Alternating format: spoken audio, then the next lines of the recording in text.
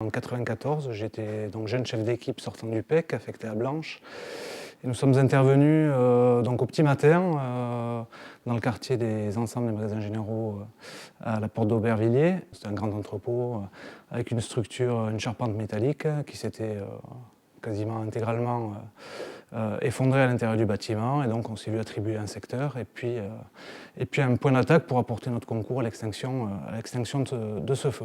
L'anecdote qui me revient et qui m'a marqué bien entendu sur ce feu, c'est lorsqu'au bout de quelques heures d'attaque, qui n'était pas, je ne vous cache pas, qui n'était pas passionnante, étant donné que vous êtes à l'extérieur, vous tenez une grosse lance et puis vous attendez que le foyer baisse d'intensité. Le sous-officier adjoint du fourgon évacuation de Blanche, donc, dans lequel j'étais affecté, est venu me voir un petit peu. Je pense qu'il était un peu impatient, il en avait un petit peu ras-le-bol de servir à pas grand-chose. Il m'a demandé de prendre du matériel, un dévidoir, une échelle, ainsi de suite. Et en fin de compte, je me suis rendu compte qu'il s'était mis en quête d'un point d'attaque un peu plus excitant que celui que nous avions.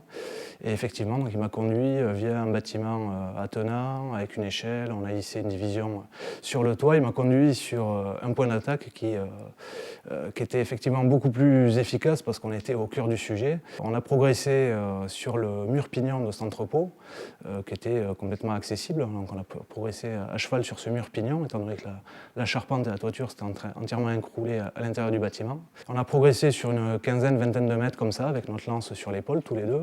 Arrivé là où il voulait me mener, on avait un accès idéal sur le foyer qui persistait et qui était encore très développé. Alors là, on avait à nos pieds, à notre gauche, le foyer qui était inaccessible par aucun jet de lance, vu que les lances ne pénétraient pas à l'intérieur du bâtiment, et vu qu'à cette époque-là, il n'y avait pas non plus de BEA, et le nombre d'accès aux échelles était très limité.